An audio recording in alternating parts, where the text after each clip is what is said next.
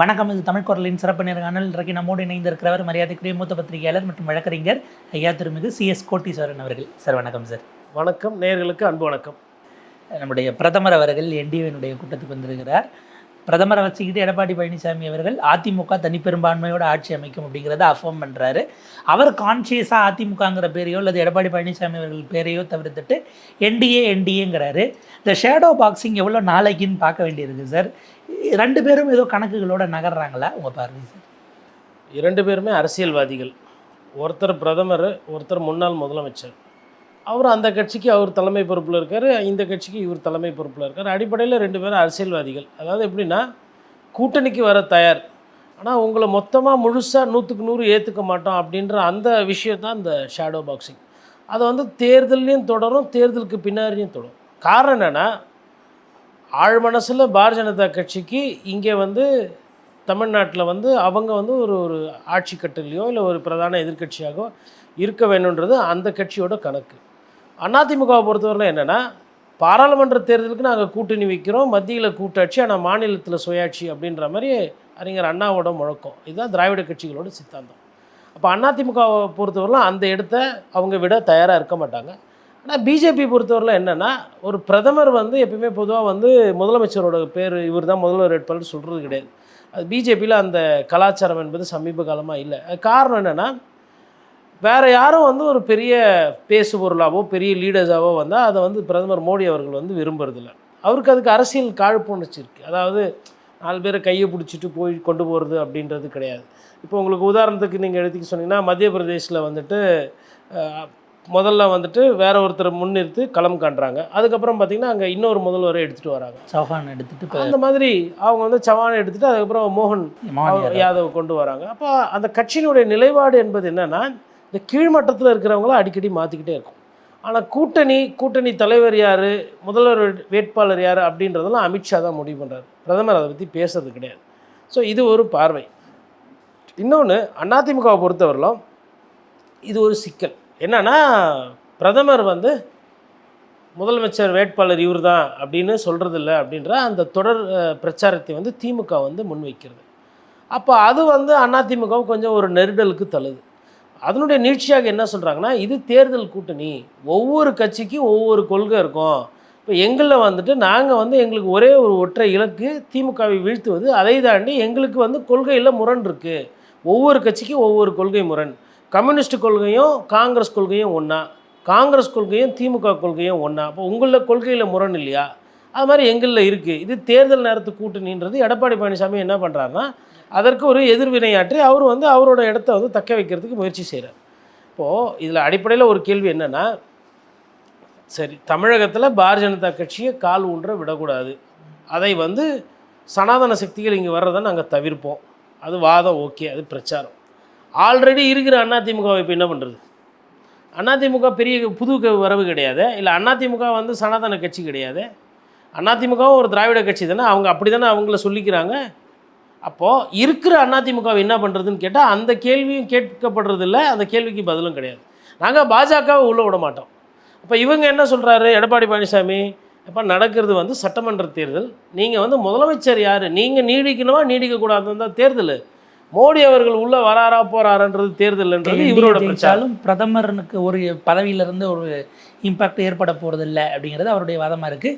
இதில் என்ன ஒரு தேரி அங்கே வைக்கிறாங்கன்னா, பிஜேபியே நிற்கிறது இல்லை, அவங்க முதலமைச்சர் அவங்க கட்சியில் யாருன்னு சொல்லலைன்னா பரவாயில்ல, சந்திரபாபு நாயுடு அப்படி இல்லைன்னு சொல்லி போன எலெக்ஷன் சந்திக்கல, அந்த மாதிரி ஒரு இடத்துக்கு பொசிஷனிங் பண்ணுற இடத்துக்கு இவர் வரலங்கிற ஒரு கவுண்டர் நரேட்டிவ் அவங்க வைக்கிறாங்க. ஆனால் நேற்று டிடிவி தினகரன் பேசும்போதும் அதிமுக அறுதிப்பெரும்பான்மை பெறுவது தான் தமிழ்நாட்டுக்கு நல்லதுன்னு அவர் பேசுகிறார் இத்தனைக்கும் பத்திரிகையாளர் சந்திப்பில். அப்போ இதை அடுத்த கட்டத்துக்கு நகர்த்த வேண்டிய தேவை இருக்கா சார்? ஏன்னா இன்னும் சீட் ஷேர்ஸை நோக்கி நகரலை, அந்த இடத்துல ஒரு ஸ்டேல்மேட் இருக்குது அப்படின்னா எடப்பாடி அவர்கள் பிஜேபி நினைக்கிற அளவுக்கு கொடுக்க மாட்டாருங்கிறது தான் அந்த ஸ்டேல்மேட்டுக்கு காரணமாக. ரொம்ப ஒரு நுணுக்கமான கேள்வி நீங்கள் கேட்டது நெறியாளர். இப்போ சந்திரபாபு நாயுடு அப்படின்னு வரும்போது அவர் வந்து ஒரு towering personality at all India level. அதாவது எடப்பாடி பழனிசாமி அவர்கள் அமைச்சராக சட்டமன்ற உறுப்பினராக இருக்கிற காலகட்டத்திலே அவர் முதலமைச்சராக அவர் ஒரு கட்சி தலைவராக வந்து பெயர் எடுத்தவர். இன்னும் சுருக்கமாக சொல்லப்போனால் ஒரு சில கூட்டணிகளை உருவாக்கியவர் சர்வதேச அளவில் சந்திரபாபு நாயுடு. அப்போ அந்த லெவலில் இருக்கும் பொழுது அந்த ஊருக்கு பிரதமர் போகிறாரு இல்லை கூட்டணி வச்சாலும் அது சொல்லலைன்னா பிரதமருக்கு தான் அது விமர்சனமாகும். பட் இங்கே என்ன பிரச்சனைனா, இவர் அதுக்கு அடுத்து வரவர் யார், எடப்பாடி பழனிசாமி. அப்போ அது இருக்கும் பொழுது பிரதமரும் வந்து அதை பற்றி பேச மாட்டேன்றார், அதை கடந்து போகிறாரு. அதே நேரத்தில் இதையெல்லாம் மனசில் வச்சுக்கிட்டு கண்டிப்பாக எடப்பாடி பழனிசாமி முதல்வர் வேட்பாளர் கூட சொல்லலைல்ல, நான் கண்டிப்பாக சீட்டை குறைக்கிறேன். நீங்கள் என்ன பண்ணுவீங்க? இப்போது தேர்தல் நேரம் நெருங்கிருச்சு. இப்போது காங்கிரஸ் வந்து ஒரு சில விஷயங்கள்லாம் பண்ணாங்க. ஒரு 20-25 நாள் ஒரு பேசுபொருளாகி ஒரு கடைசியில் வேறு வழியே இல்லாமல் போய் கையிட்டு போட்டாங்க. அதே மாதிரி ஒரு நிலைமைக்கு பாரதிய ஜனதா கட்சியும் அதிமுக ஒரு இடத்துல எடுத்துகிட்டு போய் விடும். காங்கிரஸ் வாங்கினதை விட ஒரு சீட்டு கூட அவ்வளோதான் அதிகபட்சம். ஒரு சீட்டு கொடுக்குறாங்களோ இல்லை குறைச்சி கொடுக்குறாங்களோ எப்படின்றது தெரில. ஆனால் பெரிய எண்ணோட்டம், பெரிய நம்பிக்கை யாருக்குமே கொடுக்கல. இப்போ உதாரணத்துக்கு வைகோ அவர்களுக்கு 6 சட்டமன்ற தொகுதி இருந்தது, 2 குறைஞ்சி போச்சு. அதுலேயும் வந்து ஒரு சின்னம் வந்து நீங்கள் நினைக்குங்க, மிச்சம் 3 உதயசூரியன். அப்போ டெக்னிக்கலாக சீட்டுன்னு பார்த்தா ஒரே ஒரு சீட்டு தான். நாளைக்கு கொறடா வந்து இல்லைன்னா வைகோனை ரொம்ப திட்டுறாரு அப்படின்னா அது ஒன்றும் பிரச்சனை இல்லைப்பா, நீங்கள் இப்படியே ஆல்ரெடி திமுகவில் தான் நின்று ஜெயிச்சிருக்கீங்க உதயசூரியன், அப்படியே கண்டினியூ பண்ணிக்கோங்கன்னு கூட சொல்லலாம். அப்போ டெக்னிக்கலாக பார்த்தா மதிமுகவுக்கு ஒரே ஒரு சீட்டு தான், எம்எல்ஏ சீட்டு. ஆனால் 3 சீட்டில் வந்து அவர் வேட்பாளர் போட்டுக்கலாம் உதயசூரியனில். அது ஒரு மாதிரி, அது ஒரு ஸ்ட்ராட்டஜிக்கல் மூவ், பெனிஃபிட்டிங் டிஎம்கே. அது வந்து திமுகவுக்கு நல்லது. அந்த ஆட்சியில் இருக்கக்கூடிய கட்சி திருப்பி ஆட்சிக்கு வர்றதுக்கு உண்டான ஒரு வியூவும் அதை சரியாக கையாண்டு இருக்கிறார் முதல்வர், அதில் மாற்று கருத்து கிடையாது. பட் இந்த சைடு வரும்போது நேற்று பார்த்திங்கன்னா டிடிவி தினகரன் ஓப்பனாக சொல்கிறார் அதிமுக ஆட்சி வர்றது தான் நல்லதுன்னு முதல் பார்வை. இரண்டாவது என்ன சொல்கிறாருன்னா, திமுக வந்து வீழ்த்திட்டு அம்மாவோட ஆட்சியை வந்து நாங்கள் கொண்டு வருவோன்ற மாதிரி சொல்கிறாரு. அதை அதிமுக ஐடி விங்கும் வந்து காலையில் எடுத்து என்ன பண்ணுறாங்கன்னா அதை ட்வீட் பண்ணி அதை சொல்கிறாங்க. வீடியோ இப்போ நேற்று வரலும் சண்டையில் இருந்தாங்க, போன மாதம் சண்டை. பட் இன்றைக்கி என்ன அப்படின்னா, அம்மா மக்கள் முன்னேற்ற கழகமும் அஇஅதிமுகவும் அம்மாவோட ஆட்சி வரணும் அப்படின்ற அந்த புரிதலில் பிஜேபியோட தெளிவாக இருக்காங்க. இப்போ பிஜேபின்றது புது கட்சியோ இல்லை இங்கே வர துடிக்கிற கட்சி, ஆனால் இந்த 2 கட்சி ஆல்ரெடி இங்கே இருக்கிற கட்சி. அப்போ இது வந்து அவங்க வந்து ஒரு கிளியர் கட்டாக ஒரு பயணத்தை நோக்கி அவங்க போவாங்க. டிடிவி சொன்ன தொப்புள் கொடி பிரதமருக்கும் தமிழ்நாட்டுக்கும் இருக்கோ தெரியல, அதிமுகவுக்கும் அமமுகவுக்கும் அதை வெளிப்படுத்தியிருக்காரு. அதை இன்னொன்று, வருங்கால முதல்வர் இன்னும் 2 மாதத்தில் முதல்வர் பதவி ஏற்றுக்கு இருக்கும் அப்படின்னு சொல்லி அன்புமணி ராமதாஸ் பேசியிருக்காங்க. பிஜேபி வந்து பேசக்கூடாது, பாரத மண்ணுக்கும் வணக்கம் அப்படி இப்படின்னும் போது அது டைம் ஆகும். அன்புமணி ராமதாஸ் பேசுகிறது இன்னும் கனெக்ட் ஆகும், டிடிவி தினகரன் பேசுகிறது கனெக்ட் ஆகும். காரணம்னா மாநில கட்சிகள், அது மத்தியிலிருந்து வர கட்சிகள். அப்போ மாநில கட்சிகள் கூட்டணியில் இருக்குது அப்படின்ற போது எடப்பாடி பழனிசாமி அவர்கள் தலைவரை ஏற்றுக்கிறதோ இல்லை அவர் தான் முதலமைச்சர் வேட்பாளருன்றதை ஒவ்வொரு கூட்டத்திலையும் மற்ற கட்சிகள்லாம் உறுதி செய்யும். ஈவன் நயினாரும் அண்ணாமலையுமே அண்ணாமலையும் உறுதி செய்கிறாங்க.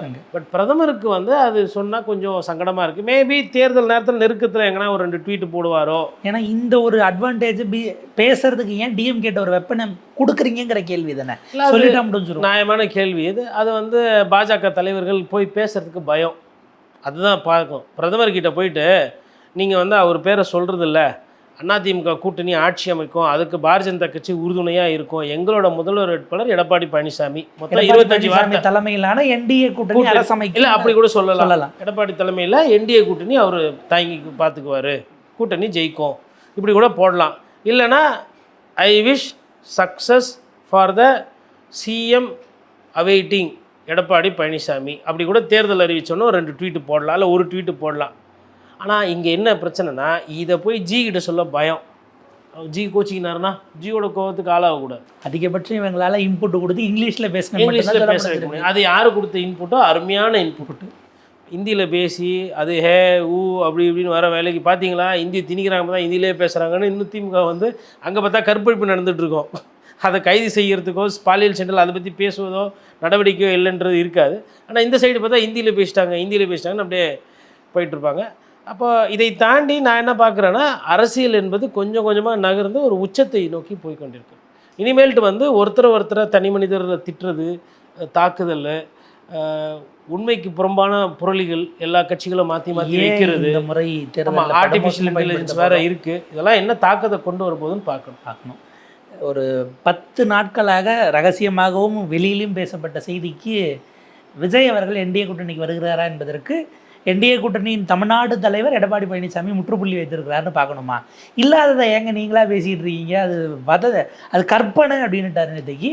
அதாவது ஏடிஎம்கே இப்போ இதுக்கப்புறம் வந்தால் சீட்டை எடுத்து நம்ம கோட்டாவில் இருந்தால் கொடுக்கணுங்கிற ஒரு இடத்துக்கு வந்துட்டாங்களா, இல்லை நம்ம சொல்கிற டேர்முக்கு வரணும்னா அது அப்புறம் பார்த்துக்கலாங்கிற ஒரு இடத்துக்கு வர்றாரு? அவர் அதை அந்த அத்தாரிட்டியை ஓன் பண்ணுறாருன்னு பார்க்க வேண்டியிருக்கா? அவரை பொறுத்த வரலாம் என்னை நீங்கள் பொதுச் செயலாளராக எடப்பாடி பழனிசாமியை நீங்கள் பெருசாலாம் வச்சுக்க வேண்டாம். இல்லை நான் ஒரு முதலமைச்சர் அப்படின்றதெல்லாம் இல்லை.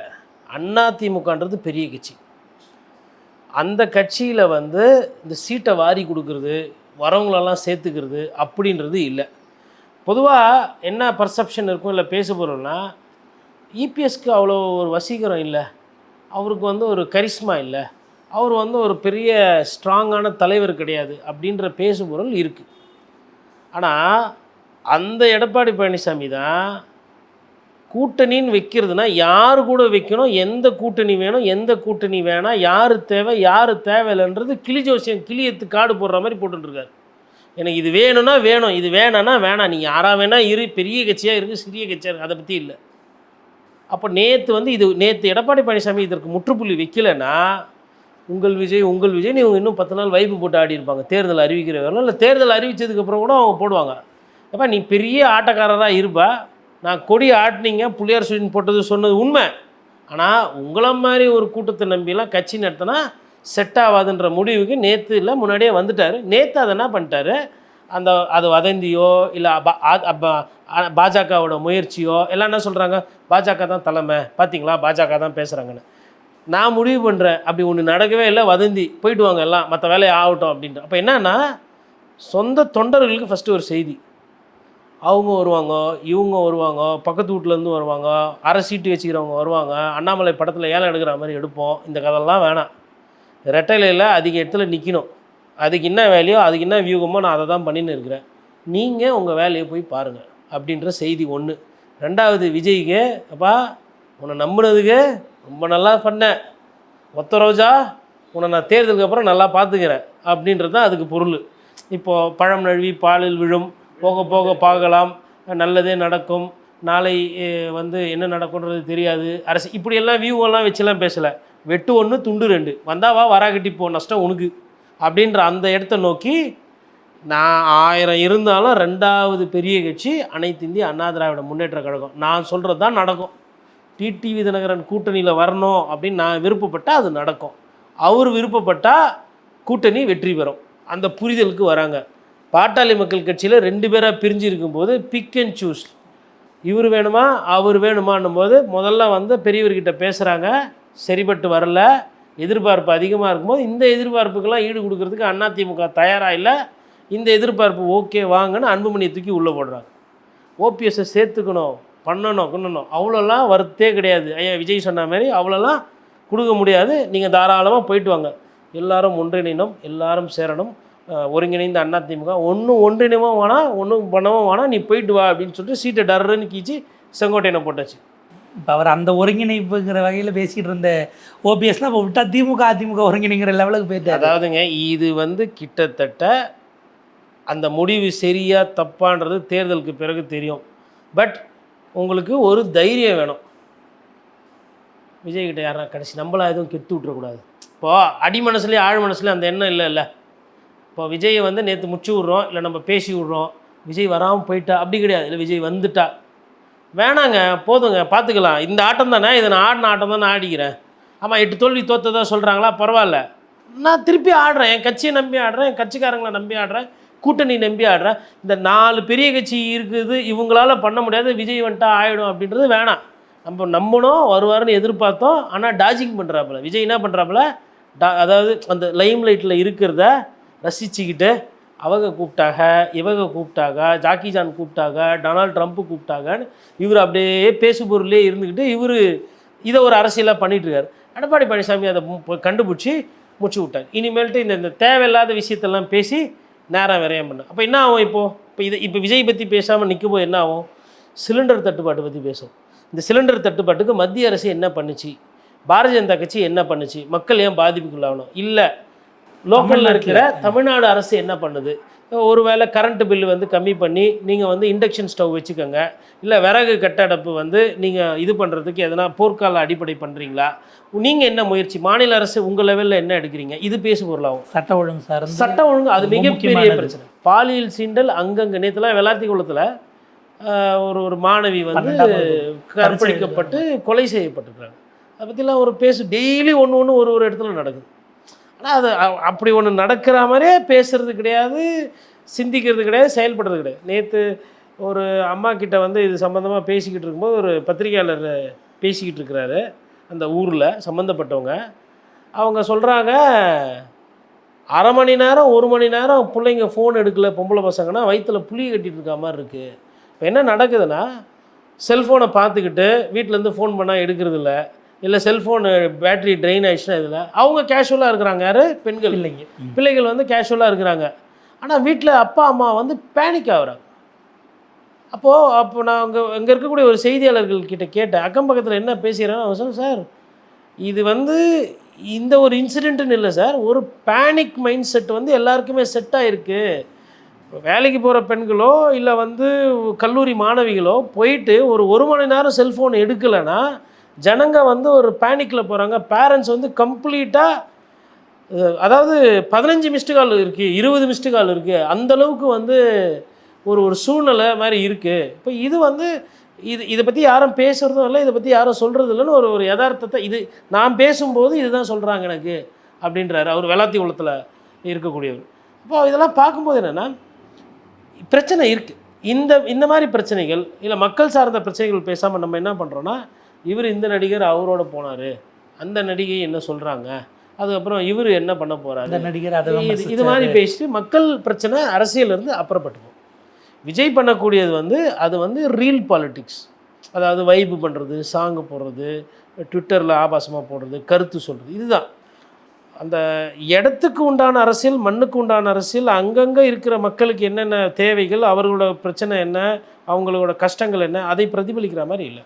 ஒரு நிறைவு கேள்வி சார், திடீர்னு ஒரு விஷயமாக பிரேக்கிங்கில் போனது, ராமதாஸ் அவர்களை சசிகலா அவர்கள் சந்தித்தார்கள்னு எல்லாரும் ஒரு பக்கம் இது 5th ஃப்ரண்டான்னு பேசிகிட்டு இருக்கும்போது வேறு ஒரு ஸ்பெக்குலேஷனை திரும்ப கசிய விடுறாங்க. டாக்டர் ராமதாஸ், சசிகலா அவர்கள், டாக்டர் கிருஷ்ணசாமி 3 பேரும் சேர்ந்து ஒரு அணி அமைச்சு விஜயோட சேர போகிறாங்கன்னு. அது எப்படி தாவேகாவை பற்றி மட்டும் எல்லாம் ஸ்பெக்குலேஷனாக ஓடுதே தவிர அவங்க எதையும் இல்லைன்னு சொல்ல மாட்டாங்க, மறுக்க மாட்டாங்கன்னு எல்லாரும் கிளப்புறாங்களா? அது எப்படி பார்க்க வேண்டியிருக்கு?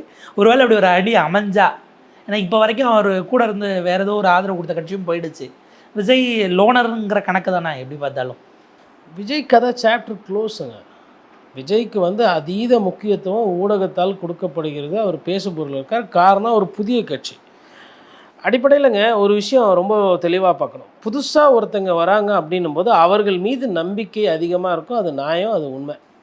ஃபஸ்ட்டு. 2வது, 2 திராவிட கட்சிகளும் பல வருடங்களாக ஊழல் செய்து மக்கள்கிட்ட ஒரு கெட்ட பெயர் சம்பாரிச்சிருக்கிறாங்க. அவங்க வந்து ஊழல் குற்றச்சாலிகளாக இருக்கக்கூடியவர்களை அவர்களை எம்எல்ஏவும் அமைச்சராகவும் மாவட்ட செயலாளர்களும் வைத்து அழகு பார்க்கக்கூடிய அவலமான ஒரு தன்மை திமுகலையும் அதிமுகலையும் இருக்குது. இது 2வது பிரச்சனை. 3வது, இந்த முகங்களை பார்த்து போர் அடிச்சு போச்சு. எனக்கு பெரிய கோபம் கிடையாது அவங்க மேலே, ஆனால் இவங்களே பார்த்து சலிப்பு தன்மை போச்சு. இப்போ இளைஞர்கள் எடுத்திங்கன்னா அரசியல் புரியாது, ஆனால் அவங்கள பார்த்தா போர் அடிக்குது, எனக்கு புதுசாக விஜய் வந்தால் நல்லாயிருக்கும் அப்படின்ற இந்த பார்வை. இப்போ இந்த 3 விஷயங்கள் தான் வந்து விஜய்க்கு வந்து ஒரு பெரிய மூலதனம். அவர் நடிகர் அப்படின்றது கூட இந்த 3 விஷயம் சேரும்போது மூலதனம். இப்போ அடிப்படையில் நான் ஒரு குட்டி குரங்கு கதை ஸ்டோரி ஒன்று சொல்கிறேன். ஒரு குரங்கு ஒன்று கொஞ்சம் சிந்தனை கூர்மை கம்மியாக இருக்க குரங்கு அது, ஆனால் அதற்கு வந்து நல்லது செய்யணுன்ற ஆசை இருக்குது. அந்த குரங்கு என்ன பண்ணுதுன்னா வெள்ளத்தை பார்க்குது. அப்போ வெள்ளம் புரண்டு ஓடி வரும்போது அந்த தண்ணி ஒரு நாள் கழிச்சு வடிஞ்சிட்டு அங்கே ஒரு மீன் வந்து அந்த ஒரு சின்ன கரை ஓரத்தில் மாட்டிக்கிட்டு அது துள்ளுது, நெளியுது, அதை பார்க்குது. உடனே குரங்கு நின்று, ஆஹா மீன் கஷ்டப்படுதே அப்படின்னு சொல்லிட்டு என்ன பண்ணுது, அந்த குரங்கு கீழே போயிட்டு, பேசிக்காக குரங்குக்கு தண்ணியை பார்த்தா பயம், அதுதான் அடிப்படை உண்மை. ஆனால் இந்த குரங்கு என்ன நினைக்குது, மீனுக்கும் தண்ணியில் வந்து கஷ்டப்படுது போகுதுன்னு சொல்லிட்டு அதை வந்து என்ன பண்ணுது, அந்த மீனை பிடிச்சி எடுத்துட்டு வந்து மரத்துக்கு மேலே ஏறி அதை தொடச்சி கிடிச்சு பத்திரமா, பாவம் பாரு, நான் நீ கஷ்டப்பட்ட கீழே நீ துள்ளுறதுக்கு இருந்த, அந்த தண்ணி உனக்கு பத்தலை, அதனால் நான் வந்து உனக்கு பத்திரமா குடிச்சிக்கினேன் அப்படின்னு. அப்போது சப்ஜெக்ட் தெரியலனா இந்த குரங்கு கதை மாதிரி தான் ஆகும். விஜயோட நோக்கம் என்ன, உதவி செய்யணும். எதுக்கு, அந்த மீனுக்கு. ஆனால் விஜய் கையில் மீன் மாட்டினா என்ன ஆகிடும், மீன் செத்து போயிடும். ஏன்னா குரங்குக்கு தண்ணி என்ன, மீனுக்கு தண்ணி எவ்வளோ முக்கியன்றது தெரியாது. அது மாதிரி விஜய் அவர்களுக்கு கட்சினா என்னன்னு தெரியாது, அரசியல்னா என்னன்னு தெரியாது, கூட்டணினா என்ன புரியாது, ஆட்சியில் எப்படி நடத்தணுன்ற அந்த புள்ளி விவரங்களோ அந்த தரவுகளோ தெரியாது. ஆனால் அவர் என்ன பண்ணுறாருன்னா எல்லாத்தையும் தெரிஞ்ச மாதிரி ஒரு கட்டுக்கோப்பையை காட்டி கொண்டிருக்கிறார். அதனால தான் இந்த குரங்கு கதை நான் சொன்னேன். இப்போ நீங்கள் சொன்ன அந்த 4 பேர், இப்போ உனக்கும் ஆள் இல்லை எனக்கும் ஆள் இல்லை, அவங்களே விளையாடிக்கிறாங்க, அந்த டீம்லேயும் சேர்த்துக்கல, இந்த டீம்லேயும் சேர்த்துக்கல, இந்த டீம்லேயும் சேர்த்துக்கல, நம்ம ஏன் டீம் போட்டு ஆடக்கூடாது அப்படின்ற அந்த யதார்த்தம். இப்போ சிறு குட்டி பசங்களாம் பார்த்தீங்கன்னா என்ன பண்ணுவாங்க, கிரவுண்டு வெளியில் எப்பயுமே உள்ளே ஒரு 2 டீம் விளையாடின்னு இருக்கும், வெளியில் 3ஆவதாக ஒரு டீம் இப்படி பார்த்துன்னு இருக்கும் கை கட்டின்னு.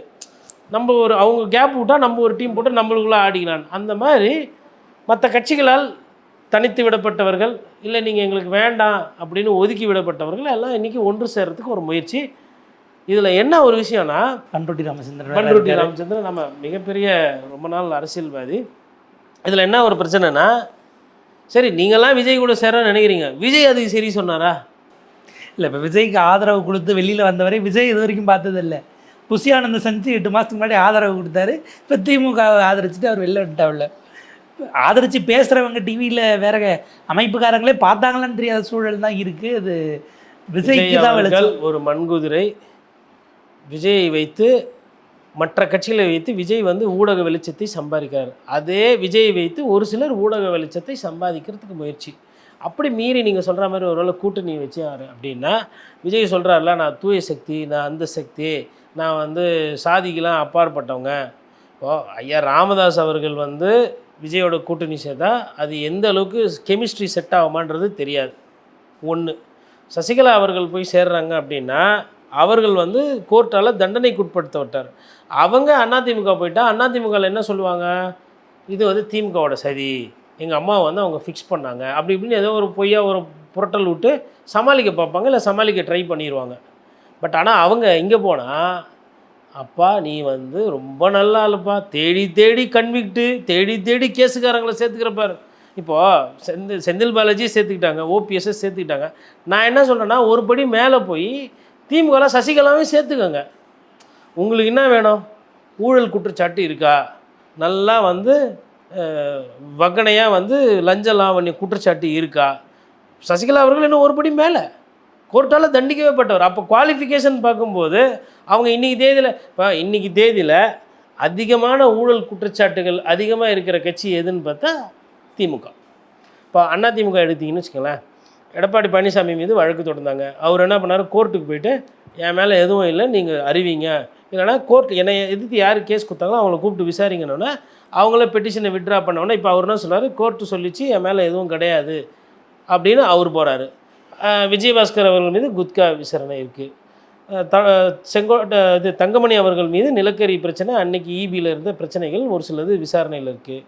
அதுக்கப்புறம் வேலுமணி அவர்கள் மீது ஒரு சில விசாரணைகள், ஒரு சில பிரச்சனைகள் வந்து ஒரு 6 பேர் மேலே ஒரு 6 பேர் டிவிஎஸ்சி. அந்த சைடு எடுத்தா லிஸ்ட்டு பெருசு.